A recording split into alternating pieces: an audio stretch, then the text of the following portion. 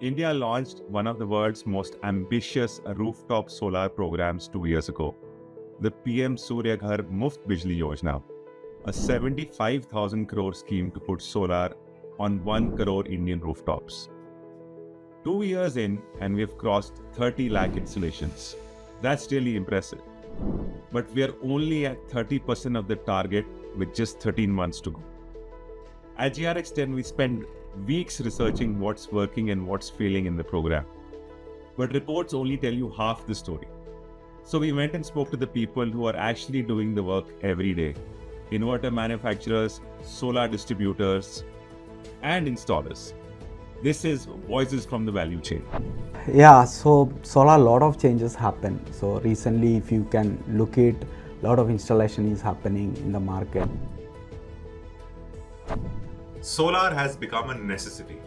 The first thing every person we spoke to told us, and I mean every single one, was that solar has gone from something being very esoteric, a luxurious item, to being more essential to purchase for Indian homeowners. The subsidy has made it affordable for smarter households, and the awareness is generally there now. Let's start with that.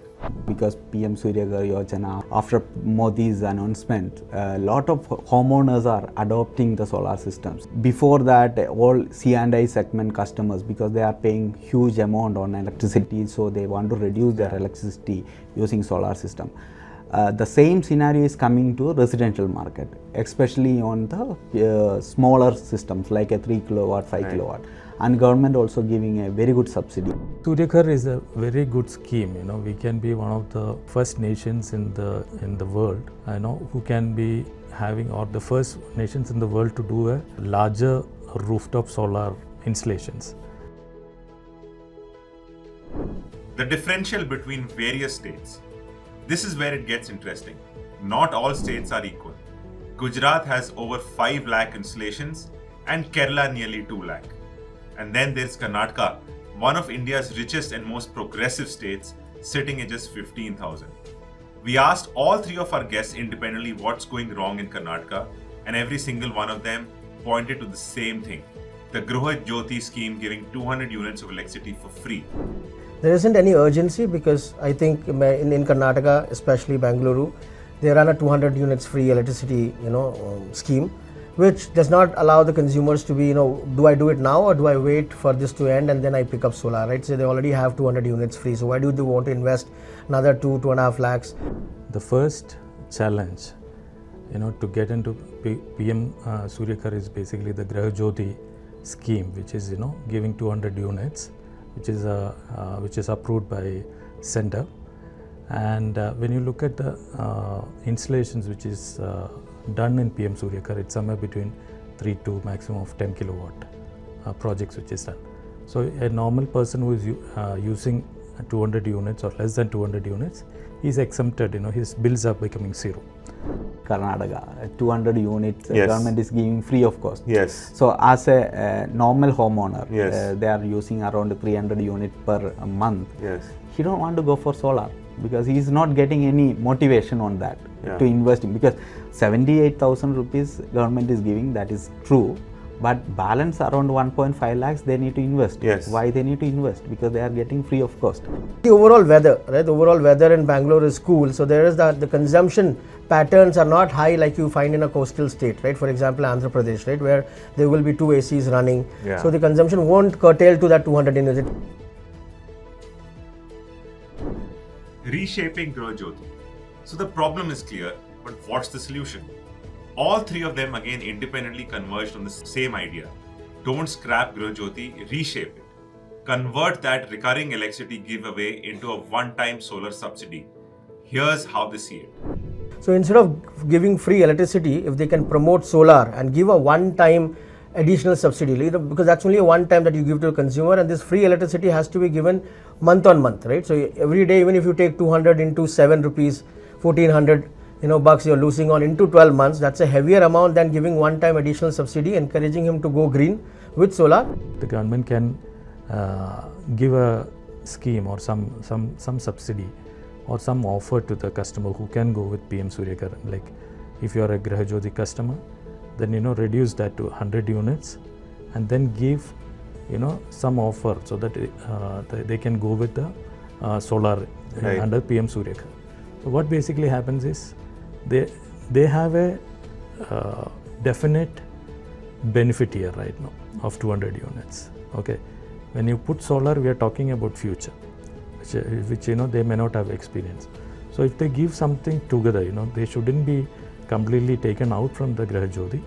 Instead, when they are opting for solar rooftop, you reduce the number of units on as in benefits what they get from 200 to 100. But it's again, government decision which they have to take. If you are giving 200 unit free of cost, you calculate for 5 years how much you are giving. The same amount you can give for a battery and remove this incentive plan. So people can buy battery systems, they will be self-independent.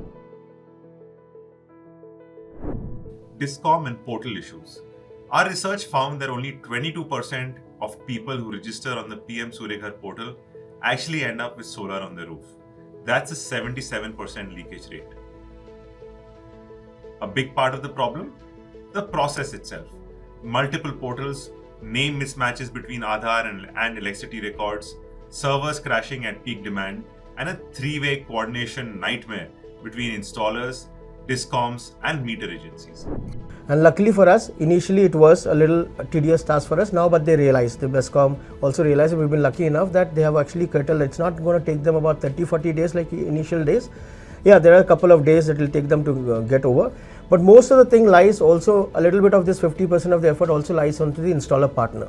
If he's able to do the documentation faster, make more online assets with him, right, in terms of getting a consent form done from the consumer, getting an online signed paper for the PP and all of that, more inhibits of all of this will decrease the time that is going to take for the consumer to get the approval from the BESCOM. National portal has to be audited first, and how it is integrating with the other portals which has to give data to this portal. In your Aadhaar card, I'm just taking a random name, maybe Kishore Singh. Okay, in your Aadhaar card it will be Kishore Singh, but in your electricity connection it will be K Singh. Okay, so what happened is when the national portal wanted to sync with this and the actual name, it will reject. So what happened is at the end of the day, the customer is going to reject the payment which is due. Okay, even after installing that. So from the beginning, they should make sure that the discom portal should be first ready to do any kind of changes by the customers, in the sense the basic changes like the name, they should be able to correct it as per the Aadhaar, so that everything is Aadhaar based. Your incentive is coming back as Aadhaar based only. So if everything is not correct, then the customer is going to face lots of challenges by re-entering, and they may not be happy to do it again and again. And the other important thing is, sometimes that servers, the national server is down. Okay, and that happens when there is a peak demand. So that has to be improved. Okay, so if that is not happening, then the customer will think there's some problem with the installer. Then those then they lose interest in that. Now, BESCOM has taken this initiative that anyway you're going solar. So instead of using a digital meter, let's use a smart meter, which reads the total, the consumption, what have you, generated. All of the data is there within the smart meter itself, right? Now the challenges are, it's a new technology, right? And there is a three-way friending that needs to be done. One is with the BESCOM itself. One it's with their O&M team, who has to come and remove, because we are not authorized to remove the meter without the appropriate people being present there, right? So there is a coordination required there, and then the installer partner himself. So we have 3 different people from 3 different departments, and the coordination is what takes a longer time. Quality crisis. Here's something that should worry everyone. Our report found that 27% of registered vendors in Uttar Pradesh had 0 installations. Ghost vendors. And systems across India produce 50 to 60% of what they promise. When we asked our guests about this, their responses were sharp. The OEM is seeing it damage their brand, installers losing customers to cheaper fly-by-night operators, and the distributor is watching the ecosystem erode from the middle. What I'm seeing right now, everybody an installer. That is not right, because it's a technology-oriented product. Okay, it's a solution, and now everybody is thinking that, okay, what is your electricity bill? Okay, this is your inverter, this is the battery capacity you need to install, or panel capacity you install. It's not like that, because your usage of pattern is entirely different what I am using. Yeah. So you need to find what is the usage of pattern and you need to give a solution. So very few installers are focusing on the technical side. Before COVID 2019, we have almost 4,000 installers in Karnataka. Now very few installers are stay back. Everybody is, because they are not able to give the Despite service. PM Surya Ghar Yojana Yeah. coming after COVID. Coming after COVID. But after PM Surya Ghar Yojana, a lot of installers also coming into the market because they are getting more orders. More business, yeah. More business. But quality of installations are came down. Okay, so he is telling that, okay, I'm getting, what is your module? So he is telling about, okay, I'm using this brand module, I'm using this brand inverter. Then he is telling, he is just show me that this is the quotation I am getting, the same module, same inverter. Because customer is only looking for the inverter is same, module are same, and I am getting almost 50,000 lesser. But apart from that, other components they are not mentioning. So these people are doing a good installations, they given an entire BOM, but he is not bothering about that, because quality of breakers, ACDB, DCDB, these all prices involved. For a simple example, I will tell you, most of the people what I am seeing in the market right now, the cheap cost, they will use 320 volt SPD, because 320 volt SPD it is costing you around 400 rupees. But the same way the quality installers are using like 270 or 280 volt SPD, and that SPD cost is coming around 2000 rupees difference. So, Wow. so this price difference people are not understanding, because no, as an inverter manufacturer, I know that we are using 290 or 295 MOV inside the inverter. Yeah. Why we are putting SPD? Because you need to protect the MOV Yes, or inverter. yes. But if you are using 320 SPD, Yes. it is directly hitting to the inverter. Yes. Inverter will damage. So these people are not understanding. This is the price difference is happening in the market. The good quality installers want to give this all features, but people are only looking for the inverter. If I'm charging a little higher than what the other, it's after all, it's the money that matters, right? Even if I charge additional 10,000 bucks, he might divert into the other guy who's charging him less, Yes. right? So we try and explain to him in every call that we make from our call center and every site visit that we made, what is the difference between Atria versus the other installers, and we also tell him what is the overall time lag that is going to take. So we trust to that price commitment versus the time commitment, right? So we tell him all of this process will be completed within 4 hours of your installation. We try and do the same day commissioning. If not, if there's a smart meter hurdle, maximum of 48 hours. And we tell them, we also run a policy for them to believe us in this, saying that if you don't have it done within 48 hours, we take the money back. We remove your system and we can take it back. We're not going to stand there for and keep explaining to you. Deregistering process, it's not only registering. So once it is registered and listed, they can delist if they are not performing. Okay, performance can be depending on how many installations you have done in a year, and whether there's any complaint against that. Are you servicing those installations properly? So there should be a hotline number wherein the customers also should be able to connect directly to a DISCOM, or a PM Surya Ghar itself can start that, so that customer can come back with complaints or any suggestions, and that shows the performance of each vendor, and based on that you can rank them, and you can also have a live publish of all these vendors who are doing good, or how many installations done, at least once in a week. The loan problem. Here's a number from our report, 38%. That's the rejection rate of solar loans from public sector banks. 3 lakh applications rejected. Why? Because banks don't have a solar loan department. Many process these as personal loans. And one of our guests has a brilliant alternative suggestion. There is no complete awareness to these banking facilities also in terms of how do you do a solar loan. What are the documentation required? A particular XYZ bank in Indiranagar branch would have a different set of requirement versus him being in a GM Palia branch for the same loan, which is highly, very difficult to explain to the consumer. However, if I have an MBFC, I disburse the loan even probably when the site visitor is visiting on that site at that very moment within that 1 hour of meeting, right? maybe the disbursement comes to me by the end of the day and his loan is done. And there's nothing additional required. Right? There's only thing that is required, it would be a PAN card and an Aadhaar card to go and process this. And what I've seen is most of my installs that I've done is the ratio earlier was higher. It was about 60% capex, 40% loan route that people go to. But now it has turned the table. Now it is like 90% loan and 10% of people are going through capex, because we try and explain there is a zero cost EMI where the people can easily divide that money, because that's an additional factor that I tell consumers because of the Gruha Jyothi, that you're not investing anything now. We will cut the investment in slices for you, so you won't feel that pain of that entire amount being shelled out in one go. Checklist what a bank has got, okay, to approve the loan is still on the personal loan segment. Okay, this is a project which is supported by the Government of India with almost 75,000 crores pumped into that. Yes. So, they should have, a joint circular or a meeting with banks, all the PSBs, to make sure that, they change the selection criteria for each customer who wanted to avail loan. Okay. Because they'll be looking mostly at a CIBIL rating, and as we discussed earlier, we are, looking at penetrating to the rural spaces. When you get into the rural areas, most of the people wouldn't have taken a loan. Okay, and naturally the CIBIL rating will be less than the required rating. So that is one major criteria for them. So what they can look at is, look at their payment pattern when paying the electricity bills. Okay, in the last 5 years, how they are doing. Hybrid in storage. Now, this is the part that genuinely surprised me.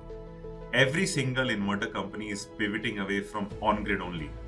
The future, as our OEM guest puts it bluntly, is hybrid. And states like Kerala are already drafting policies to mandate battery storage above certain system sizes. If you look for any inverter companies last 5 years, nowadays most of the companies are on the lows on-grid side, because the price war is happening. Yes. So 2 years back, before PM Surya Ghar Yojana, 3 kilowatt inverter, string inverter cost is around 20 to 22,000. Now it is coming to 14 rupees per watt, per 3 kilowatt system. The same way, hybrid inverters also price is reduced, but hybrid inverters not too much reduced. So the company is also shifting towards to hybrid. You can look for any on-grid inverter company. Everybody started their energy storage division recently. Right. And if you look for the installation base, it is increasing, especially in the worldwide. So India, because of we are not that much advanced mode, because in 2011 onwards on-grid inverters are available. But if you look for India, we started on 2015, because we have some delay. The same way, the micro inverter 2006 onwards, it is there in the world, but we started on 2018. So people are taking some time to accept it, the new technology, but definitely the shift is already happened. So if you are asking me how much installation Solindec is doing, because our focus is centrally changed. We are not too much focused on grid systems. We don't have too much product range also, because investing on R&D is not viable, because future is hybrid.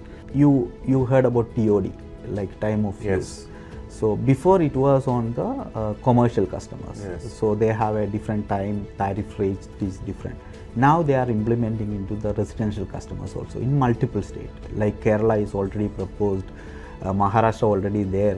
So now the customers who want to reduce their electricity bill and they need to go for a self-sustainability, they need to add the battery. So most of the customers, what they are doing, the non-peak hours they can charge the battery, and peak hours they can use it. If you are adding a solar system, means non-peak hours they can charge from the solar, because if you calculate an LCOE calculations, levelized to cost, solar energy generation per unit is coming around 2 rupees, and 2 rupees they can charge the battery, and the 8 rupees or 9 rupees they can use it. So almost 6 rupees benefit they are getting. Fully 30% adoption is happened for PM Surya Ghar. So first thing, I was to because the grid is stabilized there. If you have 100% people coming with solar, the destabilization of the grid is going to happen at peak time. So Kerala has adopted a draft policy now. Kerala has come up with a draft policy which says if you do 10 kilowatt and above on grid, 10% should be hybrid. From the distribution point of view, my on grid inverter sales has come down drastically. So now most of them are going with hybrid inverters. So the brands like Solintech and Lithium Valley is, has got some of the technological advantage, wherein the life of the inverters could be more, or the life of the batteries could be more. So we need more such companies in India to start manufacturing their own batteries and inverters to cater the hybrid. So hybrid is going to be the next big revolution which is going to happen. Awareness and last mile. Awareness has improved, no questions about it. But here's the gap. The national portal is only in English and Hindi. India has 22 major languages. One of our guests has a beautiful and simple suggestion. India has 1.5 lakh post offices reaching every village. What if we train those touch points to do a 2-minute solar pitch? Listen to this. So good things means people know about solar right now because good awareness happen. Second thing is that people can buy the solar product right now because of the subsidy. And the smaller customer, especially 3 kilowatt or 2 kilowatt or less than 5 kilowatt customers can buy. The national portal itself is in 2 languages. One is in English and one is in Hindi. And we have more than 22 languages, the mainstream languages. And in Kerala, as you said, they were advertising all the all the solar related ads in Malayalam. Okay. So the reach was very high. So one is about the language which you use in these advertisements and the social media. And if you see most of the PM Surya Ghar customers, most of them may have access to internet. Okay. And this is not reached to the people who doesn't have internet, who's not, digitally connected. So for them, how do we reach them? So we have an option, we have like more than 1.6 lakh post offices across India. And we have payment, I think savings bank in a post office, wherein more than, I think 6.5 lakh touch points are there. Okay. If we can train, these touch points, where they can give a 2 minutes presentation about how to, or why, what is the importance of going solar, and if they can have a phone which can do the immediate registration of that customer, that makes a lot of difference, and that reaches to the maximum number of people, because right now we have done only 30% I think of our target, and we have another 70% to go. Yeah. That's right. The path forward.